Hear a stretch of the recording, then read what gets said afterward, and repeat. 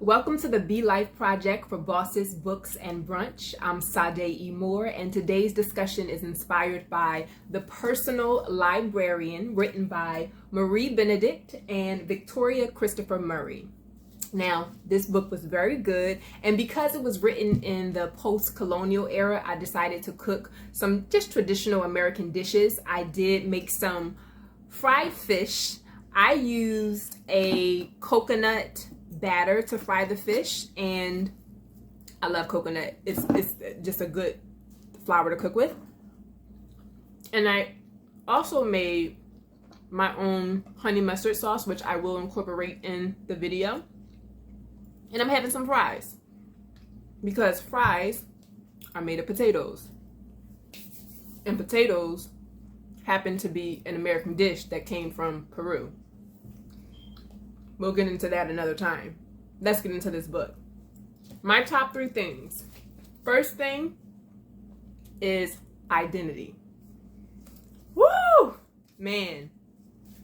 This woman, basically, who was African American and white, had to pass herself as white to succeed in society. She became a librarian for this white man, older white man, and her father was, I would say, what we would equate to an African-American activist. Think of someone like W.E.B. Du Bois, right? On that kind of level. And he did a lot of work to really challenge segregation, challenge Jim Crow laws, and just challenge the ideas that our status or our access to wealth, land, the basic necessities of life shouldn't be dependent upon the color of our skin or how much drop of African American blood, as the narrator wrote in this book. That was his argument. And so, to make a long story short, again, without giving too much away, his wife, which happens to be her mother, she decided that she wanted the children to pass as white, specifically her daughter, so that they can get higher up in status, because they didn't want to live poor. They didn't want to be in the hood, have the roaches, eat the rats, deal with police, the things, the violence, the things that actually goes on in the hood, okay? And so as a result of that, the father thought that that was betrayal. So he left. And because of that, the children, they considered themselves white, specifically this woman. But it cost her a lot. And because she decided to become a librarian for this white guy, she had to hold on to the secret for 5 years as she was working for this employer. And during the course of those 5 years, there were some very bad things that happened to her there. And she didn't really have any guidance, because her mother was just primarily, stick to white is right. White is the privilege. White is the thing that's going to bring you the money and keep you to where you need to be. Her focus was, let me do what I need to do for my children, right? But it really did more damage in the long run, because she didn't really have the support that she needed while she was working for this older white man. My second thing is sex education. Just like today in the post-colonial period, we know that a lot of our society, our culture, and our traditions happen to be shaped by ancient texts, whether they be the Bible, whether they be the Quran, the Talmud, any ancient text that you can think of. It has had some influence on culture and the mind and their portrayal of women, right? And what I find is not that religion itself or cultural customs happen to be an issue.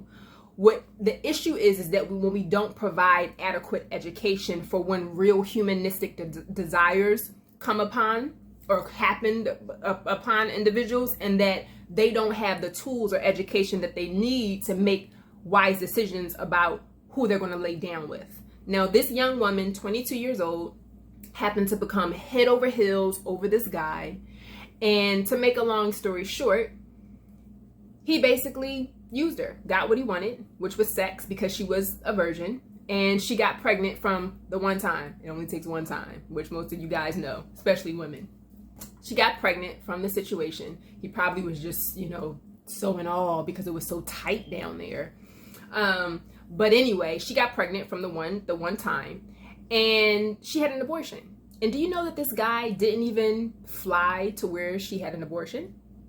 He pretty much was just like, we did what I wanted to do, what you wanted to do, you go handle that kind of business. And so basically she had to go through the traumatic experience of not only sex, even though that's a desirable experience, your first time for everybody is just always different. There's a lot of psychological things that happen. It's a very mature experience, even though we kind of advertise it to young kids, America.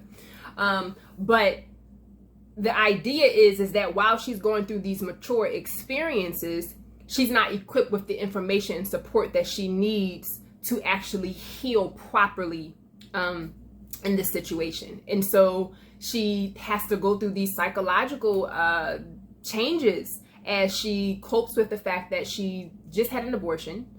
She couldn't tell her parents about it. She wasn't talking to her father at the time because her father was living in Russia, which she found out later on. And she was still working under this guy who happened to be in connection with her boss, right? Which is very problematic. Third thing is, so before I go into my third thing, ladies, please keep your legs closed. Do not have sex with any man that you will not have children with. Do not have sex with any man without just first knowing yourself. Don't, follow, a whole bunch of this stuff out here. Keep your legs closed, seriously, okay? It's better to practice safe sex. If you're going to have sex, wear a condom. Don't be out here just, hopping on every single desire. Natural desires are good. They are very humanistic, but don't just be out here having sex with any and everybody. You can get STDs, you can get pregnant, especially unexpectedly, and the abortion clinic is not a place for where you just to have a oops and mix up.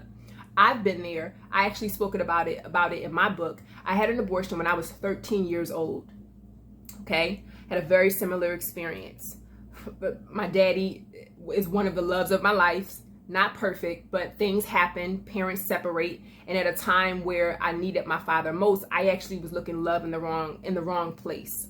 And at 13 years old, I had an abortion. I only went one time, okay? I've never ever been back to the abortion clinic. The abortion clinic is not a place for you to just abuse and haphazardly use because you're being reckless with your body.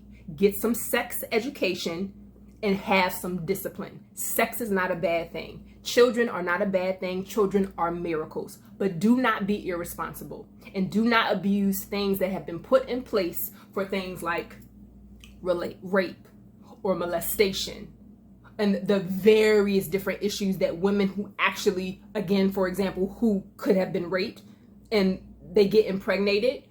And now that they have a solution, they can go to a clinic and decide, you know what, I don't want to have this baby because I don't want to be reminded every single time that when I look at my child, I see that I've been raped. I mean, we don't really know what the psychology of an individual be. I'm just using that as an example. The abortion clinic is not a place for you to use because you are being reckless with your body. Period. It's just not. It ain't a good thing. It ain't nothing classy and it ain't nothing cute about it. Okay? My top 3. Last thing is, okay.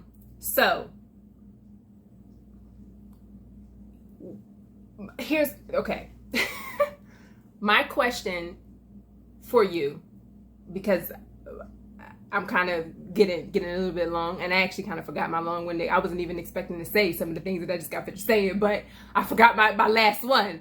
However, that's all good. But my question for you is, have you ever compromised your identity to acquire things? And then if you did, what healing techniques are you taking to reconcile yourself with yourself? That's my question for you. I want to hear from you. I forgot my third thing. I may write it in the chat, so read it there. But for the most part, that's all I have to say about this book today. Read it. Click on the link. It'll take you right to the place where you need to get it. And I hope to see you guys next week. Peace.